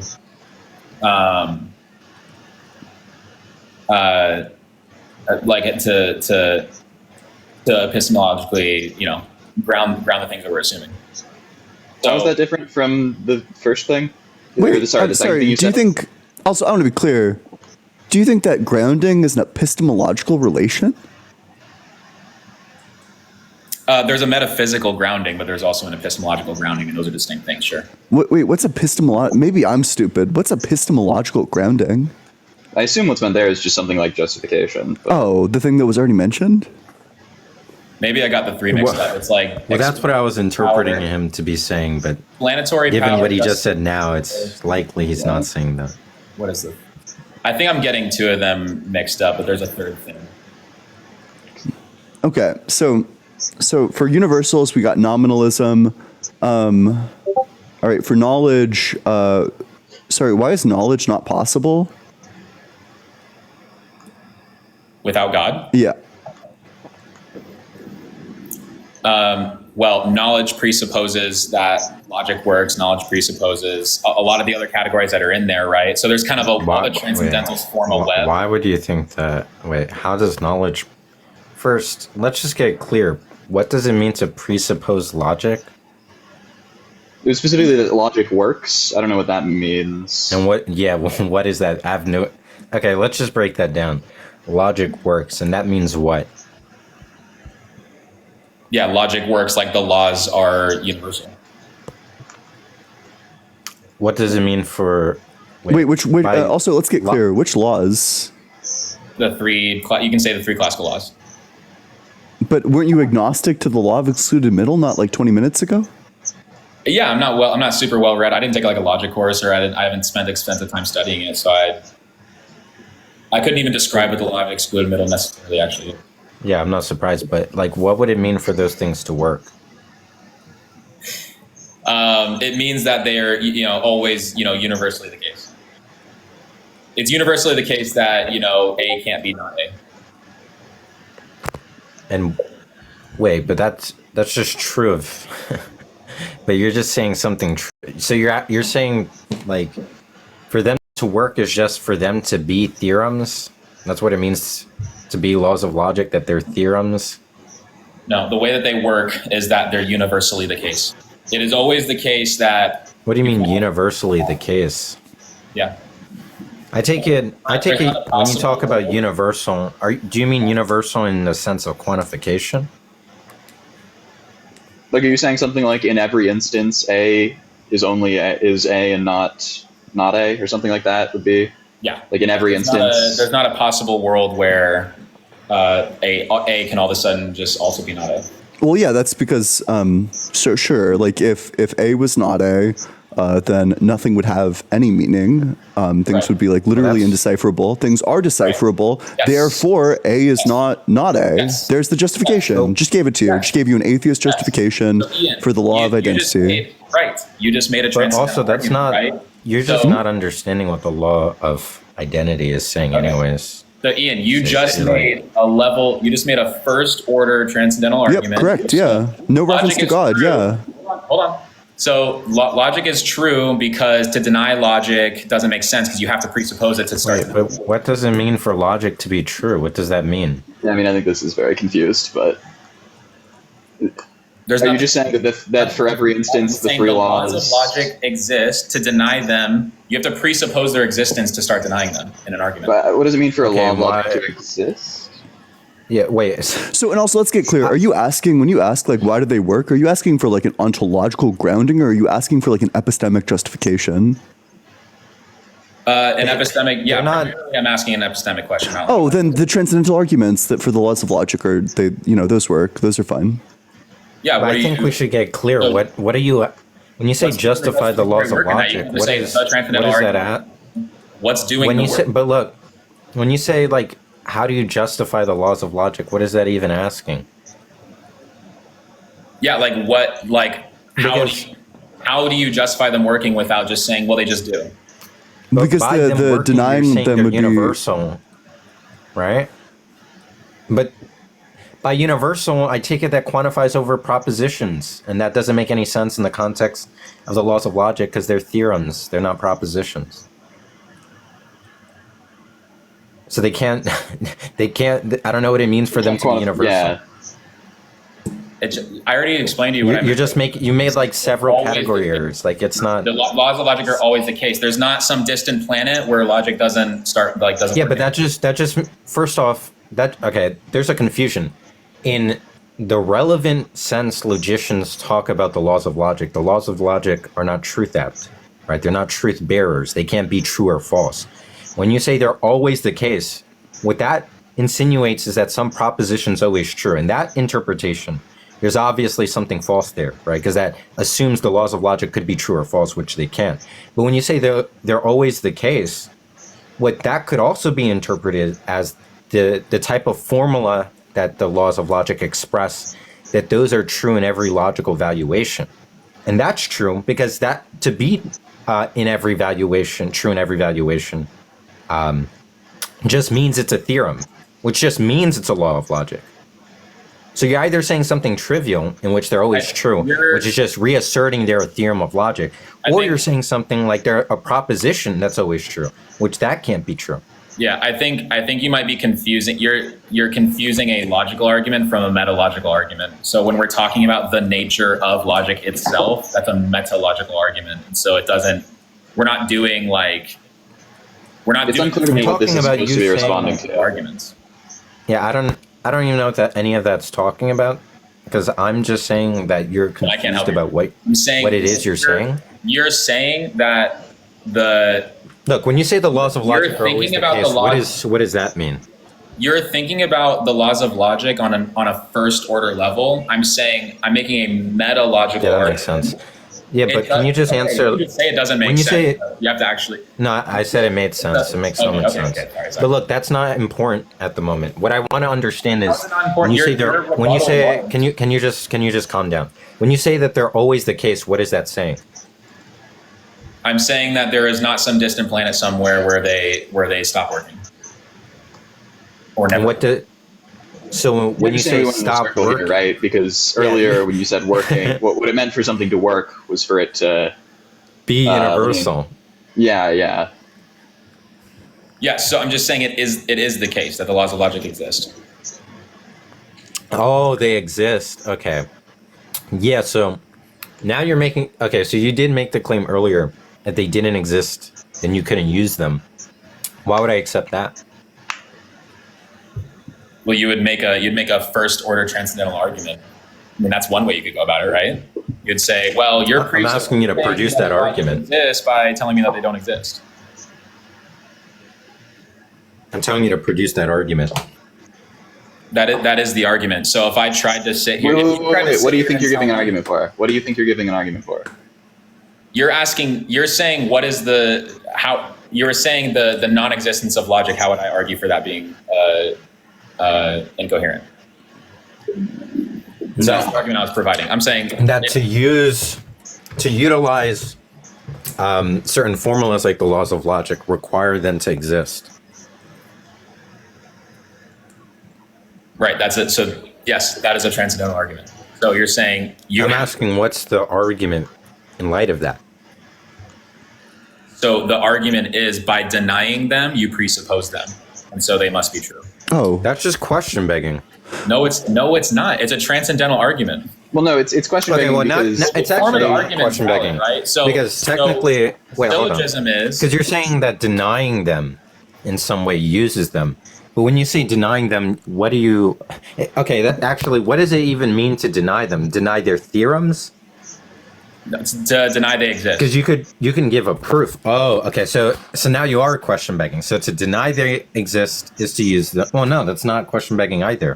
Question begging at all. Suppose- wait. So, and maybe I'm stupid, but I thought that this is just like the Aristotelian proof for the law of non-contradiction.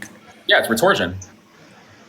So it's a type of transcendental argument, right? So the syllogism would be X is Yeah. the necessary condition of Y therefore X. Well, but So the logic problem has is that you can just run this argument as an atheist. Ian, hold on. So if we're showing that the denial of logic is incoherent, we would just use a transcendental argument that sounded like, well, logic is the necessary precondition of arguing, and you're arguing, and so on. How And is to be it clear, a precondition for arguing? By logic being a precondition, you mean logic existing?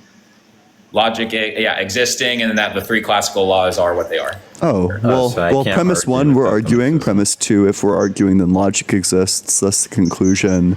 Logic exists. Say it again. Yeah, premise one, if we're arguing, then logic exists. Premise two, we're arguing, therefore the conclusion logic exists.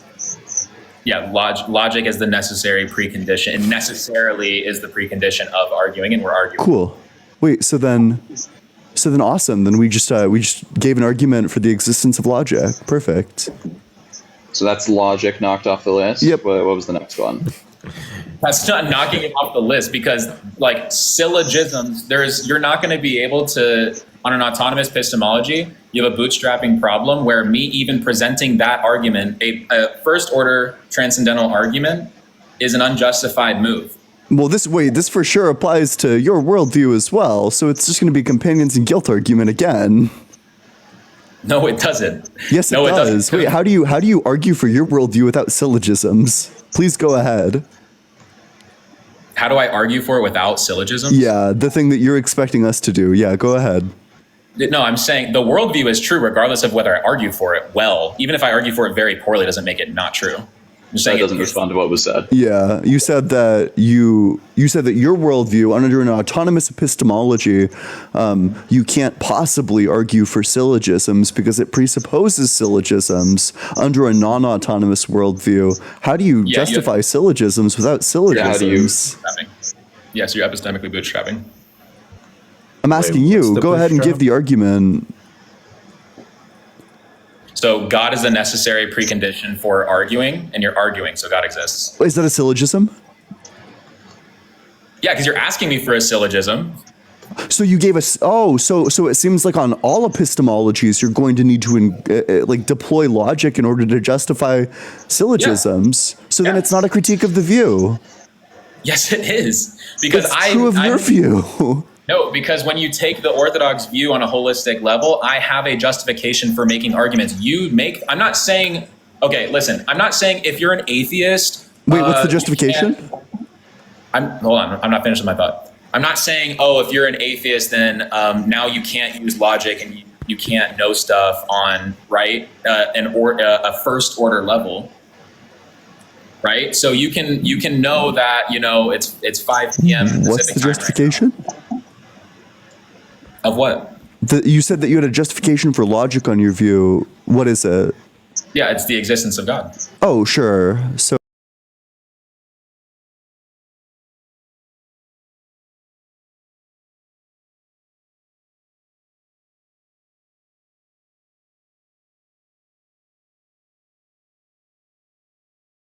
Existence is the basis for logic itself. and do you have a logical argument for that? I could make some, What does but that's that not mean? the- When you that's say not he's the basis for logic, what is that? The meta- You're saying that he You're- explains why logic exists, like the laws of logic exist. You are begging me to make a logical argument for, I am offering a meta-logical argument. So it doesn't. Which is what? It doesn't. It's not presented the same way. Sure. that Yeah. logic- Please go ahead and give the metalogical argument, please. I did. Which is what? God is a necessary precondition for arguing, and we're arguing. Why is God the necessary Asking- precondition? Because if you deny God's existence, then you can't argue. That's the claim Oh again. my God. What's the justification? That's not okay. Are you so you're accusing me of begging the question? I'm saying that you just repeated the claim. I asked for the justification. The justification is the argument. The claim again? No, the entire argument, not the assertion. So wait, you're saying P because not P?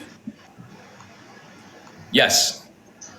Wow. So I'm P saying- because P? Powerful. I'm saying it's a This is brilliant. It's a I gotta try this sometime. Brilliant. it's a disjunctive. Wait, so it's not a disjunctive, So- but P because not P? It's not P. So P. Wait, would you agree that not P is P?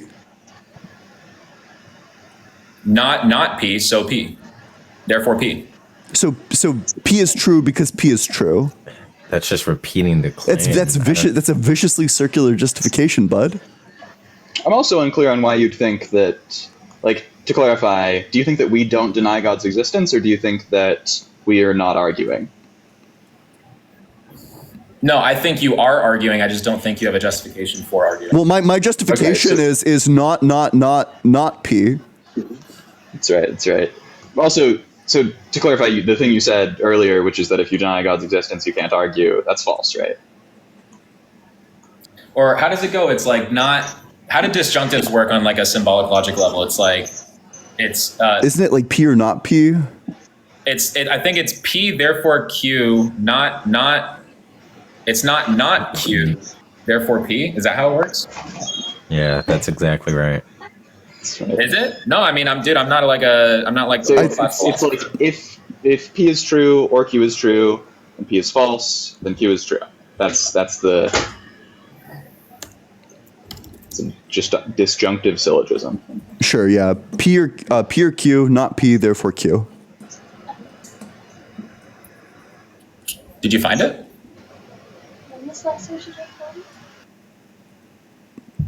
So you're saying P or not P? And it's not no. So P, yeah, P or not P. Hold on. What's going to be the justification for not P?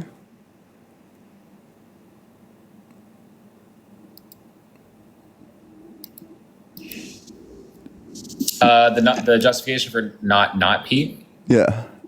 So not P would lead to the impossibility of knowledge. That's the argument. Oh, so not P implies no knowledge. Why? Because you're denying the only thing that could make it possible to have knowledge and argue. And do you recognize that that's the thing you're trying to argue for? Yeah, that's P. No, it's not. Dude, a transcendental argument is not begging the question the same way that saying that. You're trying to deny it. Did it everyone begging notice the how the question? subconscious rose to the surface there? That was good. No, I have no idea what you're talking about. I'm saying Yeah, sure, go for it. not what transcendental arguments are not begging the question the same way that Aristotle's recursion wasn't begging the question. You guys had no problem with Aristotle's recursion. If you're but if now what it's you're not saying valid. if what you're saying is just P because not P, I got bad news. That is question begging. Then that's not what I'm saying. Whatever disjunctive is, I just need to find it. Well, It's just P or Q, not P, therefore Q. That's yeah. what So it is. your syllogism is P or not P, not P, therefore P. But the justification for not P is that not P implies no knowledge. But why does not P imply no knowledge?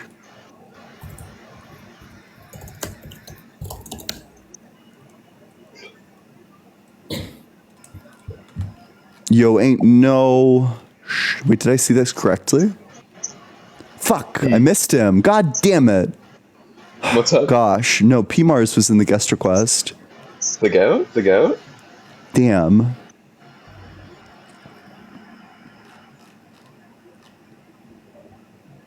Like, do you understand why no one's gonna be persuaded by this, Sage? And we're letting him off easy with slipping all the like BS. All of the nonsense, yeah. No, I like to keep it dynamic.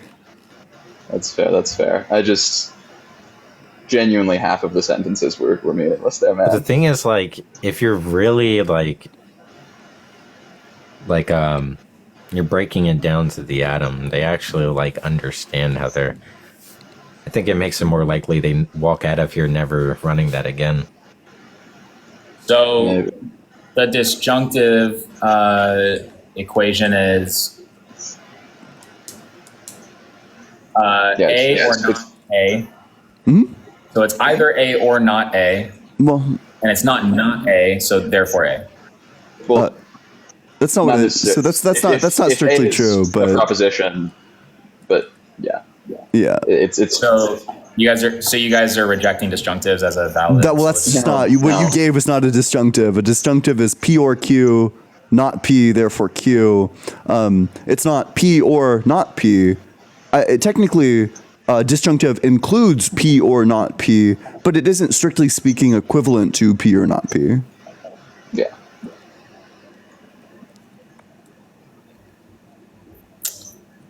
But P and Q can be different propositions here, right? Like Q could be No, but either I'm just saying- not P or. But I'm saying A or not A, not A, therefore A, that is a valid disjunctive. I'm not saying that encapsulates all disjunctives. well, yeah, it's just not going to be like we're just going to ask you for the justification for the exact premise that you. Right, what you're doing, it's like a shell game, right? You're just like putting like double negations in front of it and then like sliding the cup around. We're just going to ask you for a justification for it. What's the justification for not P?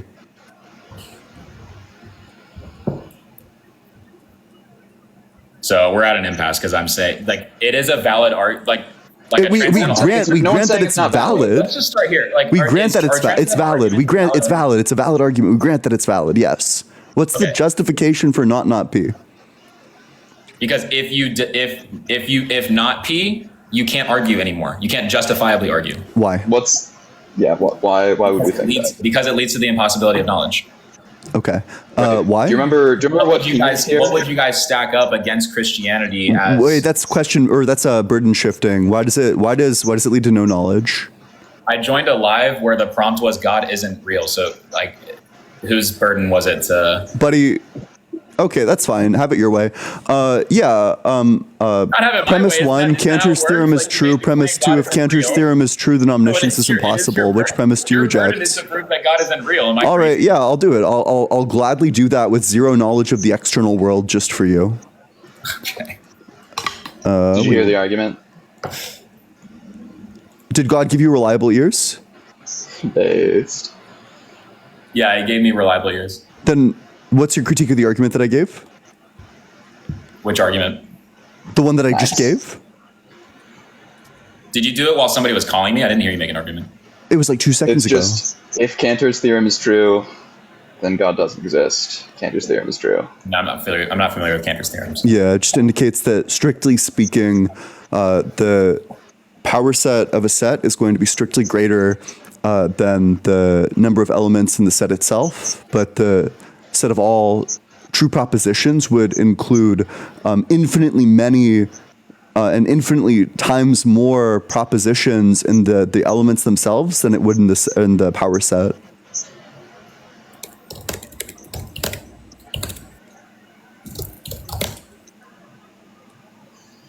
Sorry, I'm responding to a text. I can look that up and get back to you on it. I'm not going to understand that. Can you just to verify whether or not God gave you working ears? Can you summarize the argument back? No, I can't. My brain's Oh, toast. sure. Then this is easy. Premise one: if Christianity is true, then Sage has working memory and hearing. Sage does not have working memory or hearing. Therefore, Christianity is not true.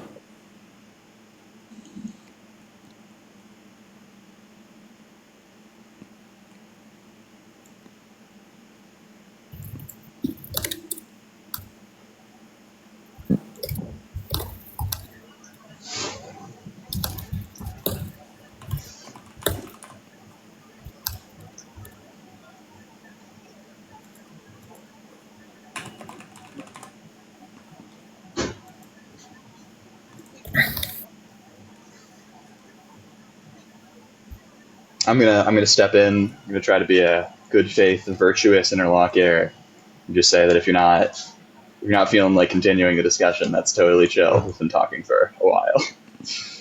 It seems like you're a little checked out. Yeah, I'll help him out with that.